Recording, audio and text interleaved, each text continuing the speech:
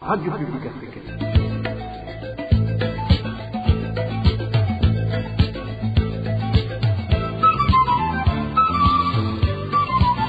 Radio Publique Africaine.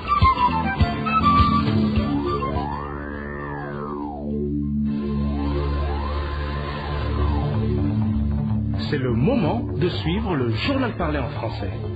À la présentation, Eloge Diva, les méchants. Merci d'écouter la radio publique africaine. Bonsoir et bienvenue dans le journal de ce 5 mai 2026. Tout de suite, les principaux titres. Dénonciation par des habitants du quartier Mugoboka, situé dans la zone de Nyakabiga, des actes de violence et de vol dont des Imbonela Koulé leur infligent ces derniers jours.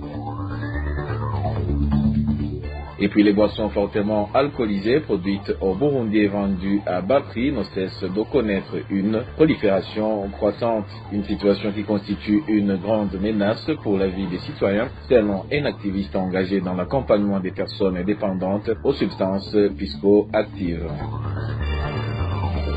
Et enfin, la campagne de vaccination contre le cancer du col de l'utérus, destinée aux filles âgées de 9 à 14 ans à travers tout le pays, a pris fin ce lundi. Certains infirmiers dénoncent que plusieurs bénéficiaires n'aient pas été vaccinés en raison d'une insuffisance de doses. Voilà pour les titres. Le développement, c'est dans un instant.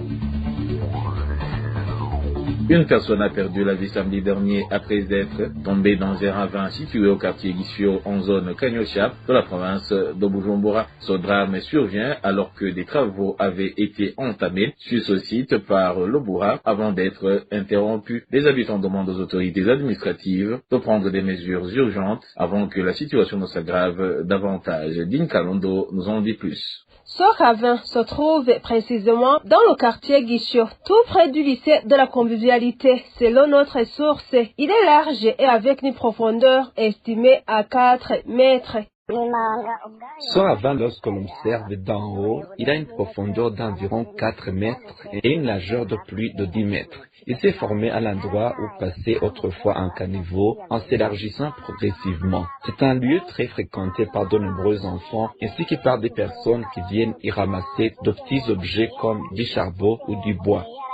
Toujours selon notre source, une personne y a perdu la vie la semaine dernière après y être tombée et il a fallu 2 jours pour repêcher son corps. Par ailleurs, ce ravin a déjà causé d'importants dégâts matériels, y compris des maisons.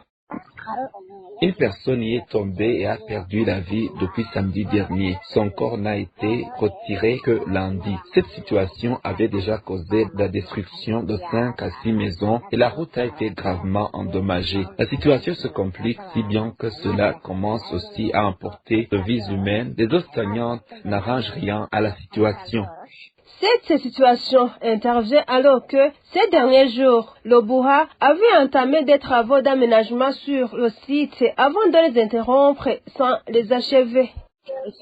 Obura avait commencé des travaux sur ce site, mais ils ont ensuite été interrompus. Depuis l'arrêt de ces travaux, les eaux qui s'écoulaient auparavant continuent de couler et finissent par stagner à cet endroit. Malgré cette situation, les autorités administratives ne se sont toujours pas prononcées à ce sujet.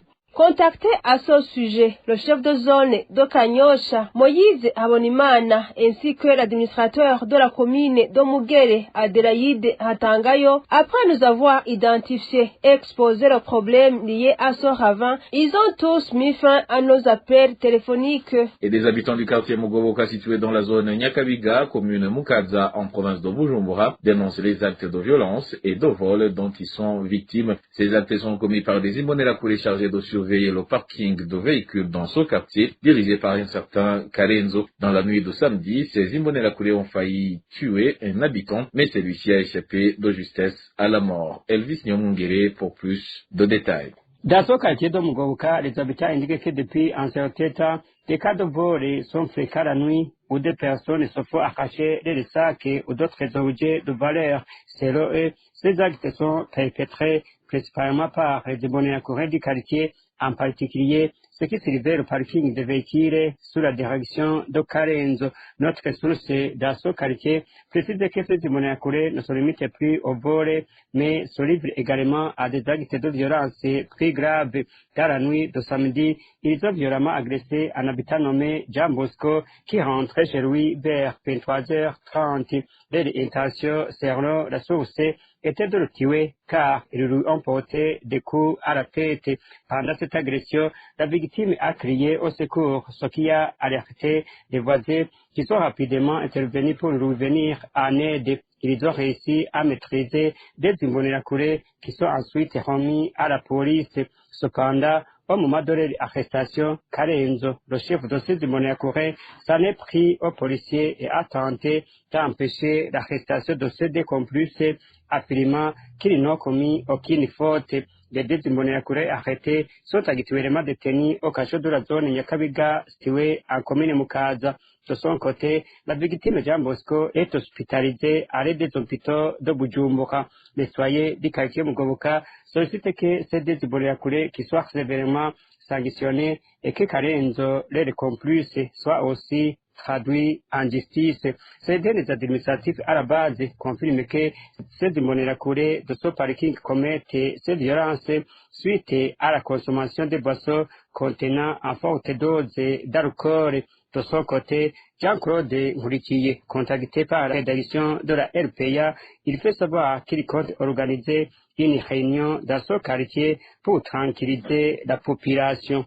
Et en page des droits de l'homme, la Suède s'engage à suivre le cas du docteur Christophe Sahabo, qui possède également la nationalité suédoise. Toutefois, les marges d'action pour lui apporter une assistance consulaire restent limitées, une réalité reconnue par la ministre des Affaires étrangères en réponse au député Ol Torell. Ines Kakiza nous en dit plus. Dans une réponse datée de ce 4 mai, la ministre suédoise des Affaires étrangères, Maria Malmö, met en avant la double nationalité du docteur Christophe Sahabo comme principal obstacle à l'assistance consulaire prévue par la Convention de Vienne. Selon la chef de la diplomatie suédoise, le fait que Christophe Sahabo soit à la fois burundais et suédois permet aux autorités burundaises de restreindre l'accès des diplomates étrangers. Il est ainsi considéré comme un citoyen burundais poursuivi par la justice de son pays. Autre difficulté évoquée, c'est l'absence de la représentation diplomatique permanente de la Suède au Burundi. Malgré cela, Stockholm assure ne pas abandonner son ressortissant. Maria Malmö a garanti aux députés suédois qu'il avait interpellé sur ce dossier que les démarches seront entreprises, notamment à travers les délégations de l'Union européenne et les États membres présents au Burundi. Pour rappel, le docteur Christophe Sahabo est en détention depuis 2022. Il est détenu à la prison centrale de Ruyigi. Le 24 avril dernier, le député Ole Torell avait saisi la ministre des Affaires étrangères pour demander les mesures concrètes envisagées par le gouvernement suédois sur le cas du docteur Sahabo. Il plaidait notamment pour un accès immédiat à une assistance consulaire, une évaluation médicale indépendante, ainsi que le respect de ses droits et de son accès aux soins. Et l'organisation Action des chrétiens pour l'abolition de la torture ACAT Burundi, en sigle, a réalisé un documentaire portant sur les élections de 2025. Maître Armel Niyongere, président de cette organisation, fait savoir que l'objectif de ce documentaire est de rappeler aux citoyens burundais le déroulement de ces élections afin qu'ils en tirent des enseignements susceptibles de favoriser leur autonomie et leur participation active à la vie du pays dans le respect des droits humains et de la justice. On l'écoute. Et ce documentaire a pour objectif de documenter et de rendre visibles les irrégularités observées tout au long du processus électoral de 2025 au Burundi, où il met notamment en évidence la mise à l'écart de l'opposition qui s'est traduite par une présence quasi exclusive du parti au pouvoir, le CNDD-FDD, dans les campagnes électorales.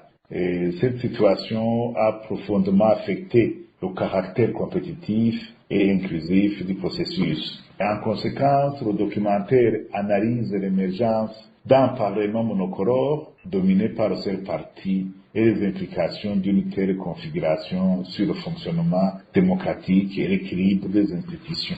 À travers ce travail, la CAT Burundi entend contribuer à une meilleure compréhension des dynamiques politiques actuelles et à encourager une réflexion approfondie sur la nécessité de préserver le pluralisme et l'état de droit et le respect des droits humains. Ce documentaire est disponible sur les plateformes de la CAT Burundi ainsi que sur celle de la radio publique africaine. RPA.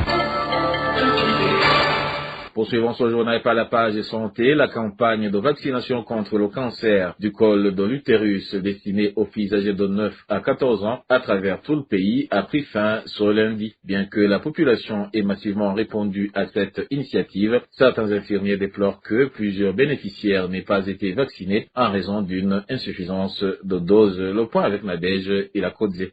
Cette campagne de vaccination des jeunes filles âgées de 9 à 14 ans contre le cancer du col de l'utérus a duré 3 jours, depuis le 29 au 30 avril, et s'est clôturée ce lundi 4 mai 2026.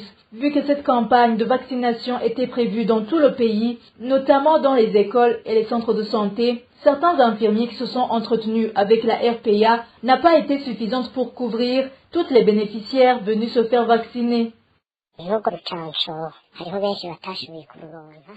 Il y a beaucoup de jeunes filles qui n'ont pas pu recevoir ce vaccin suite à la rupture de stock.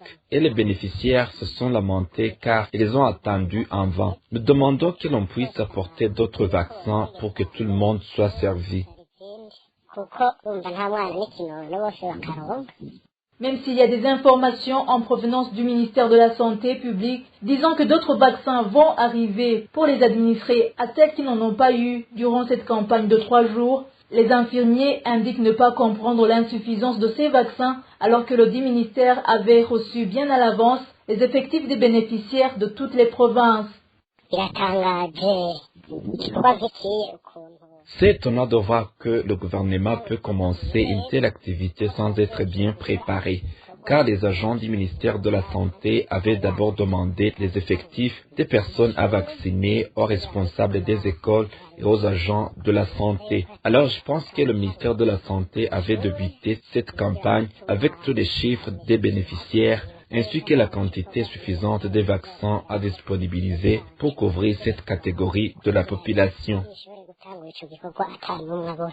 Ces infirmiers ont également demandé que, dans les activités de vaccination de la population à grande échelle, le ministère de la Santé publique puisse octroyer aussi tout le matériel nécessaire, car il s'est remarqué un manque de coton hydrophile. Ils demandent aussi d'augmenter le nombre d'infirmiers et leur donner des moyens financiers assurant leur déplacement. Pour clôturer cette campagne, le ministre de la Santé, Fidel Nzabahidzi, a lancé un appel aux jeunes filles de se faire vacciner car ce vaccin a été intégré dans le programme national de vaccination de routine.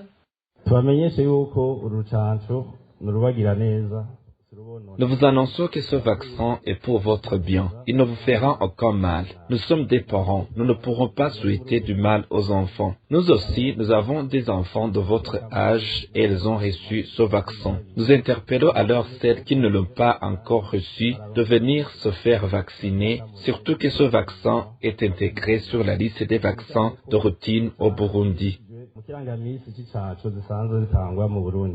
L'objectif du gouvernement du Burundi est de vacciner au moins 80% des jeunes filles ayant entre 9 et 14 ans, car le cancer du col de l'utérus figure parmi les maladies qui tuent un grand nombre de femmes au Burundi. Toujours en page santé, le choléra continue de se propager au Burundi. Plus de 800 cas ont été enregistrés jusqu'en avril 2026, selon la Fédération internationale des sociétés de la Croix-Rouge et du Croissant-Rouge. Dans un communiqué publié ce 5 mai 2026, de nouveaux foyers sont par ailleurs apparus dans la ville de Bujumbura. Emmanuel Ndaïchimiye nous fait le point. Selon la Fédération internationale des sociétés de la Croix-Rouge et du Croissant-Rouge, basé sur un rapport de la situation du ministère de la Santé daté du 13 avril 2026, 806 cas cumulés de choléra, dont 37 cas actifs, ont été enregistrés le 12 avril 2026. Parmi ces cas actifs, 15 nouveaux cas ont été signalés dans la ville de Bujumbura, notamment dans les communes de Mutimbuzi, Kamenge et Mukaza. Il s'agit des cas enregistrés dans les quartiers Tenga à Mutimbuzi, Buterere et Winerekwa à Kamenge, ainsi que Bwiza et Buyenzi à Mukaza. Mukaza. La Fédération internationale des sociétés de la Croix-Rouge et du Croissant-Rouge précise que l'épidémie initialement signalée dans le district sanitaire de Nyanza-Lac a été rapidement maîtrisée grâce à l'intervention des différents partenaires dont la Croix-Rouge du Burundi. La choléra avait réapparu au Burundi en 2025 après plusieurs années sans épidémie majeure. Le premier cas avait été enregistré à Chibitoke, Bubanza, Bujumbura et Rumonge avant une aggravation de la situation dans la zone de Nyanza-Lac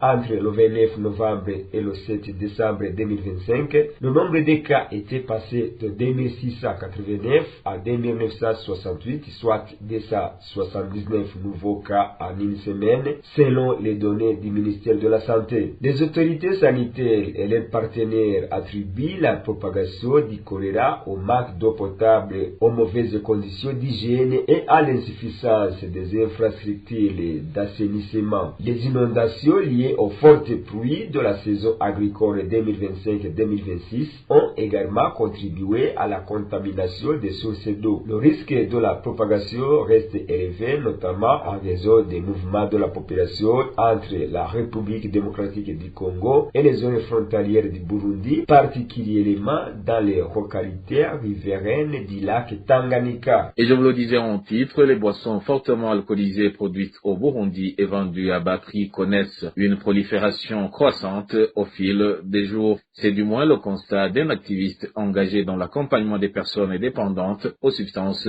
psychoactives. Selon lui, la multiplication de ces différents types d'alcool constitue une menace comparable à un ennemi qui s'attaque au pays. Il appelle les autorités à considérer cette situation comme une urgence majeure pour la santé de la population. Suivons-le.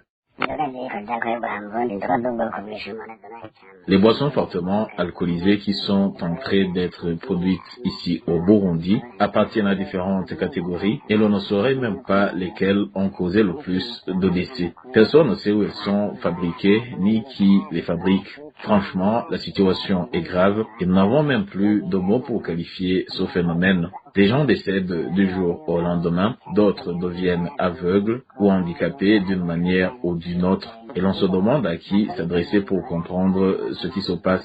Je pense qu'il est temps que les citoyens se lèvent et luttent contre ces boissons, car selon certaines informations, elles sont produites par des usines appartenant à de gros poissons. Cela fait que les gens ont peur de les dénoncer pour éviter des problèmes. Je pense qu'il doit y avoir une action qui montre aux citoyens qu'il existe un ennemi qui a attaqué le pays, sinon on s'achemine vers le pire. Ces boissons sont consommées par des personnes de différentes catégories d'âge et les appellations qu'elles portent attirent les gens. Il faut que cette question soit prise au sérieux car ceux qui en consomment sont perçus comme des personnes à moitié décédées. Qui plus est, les consommateurs de ces boissons sont devenus dépendants. Il est donc temps que des mesures soient prises. Il est vraiment temps que les citoyens soient informés des produits nocifs pour la santé contenus dans ces boissons. Nous savons qu'il n'est pas facile de fermer ces usines productrices, car rien n'aurait empêché qu'elles soient déjà fermées, surtout que même le président de la République sait que c'est un problème sérieux pour la population qu'il dirige.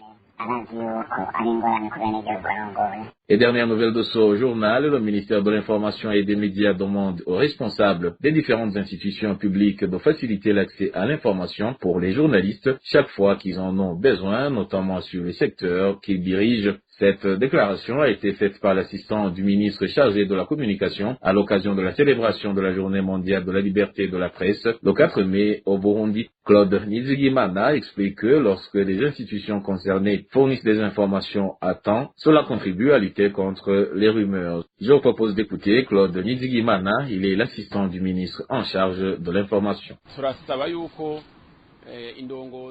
Nous demandons aux autorités du pays, en particulier celles au niveau des provinces, des communes et des zones, de faciliter l'accès à l'information pour les journalistes chaque fois que cela est nécessaire.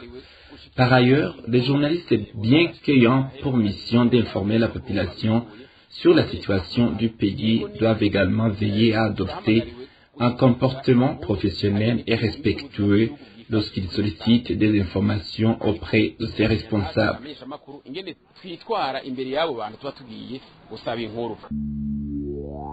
Et voilà, chers auditeurs de la radio publique africaine, c'est par ici que le journal de ce 5 mai 2026 se termine. Merci pour votre écoute et je remercie également mes collègues de la rédaction et ceux de la technique pour leur collaboration. À la présentation de ce journal, vous étiez avec Eloge Divin et Mécha. Je vous souhaite une excellente soirée.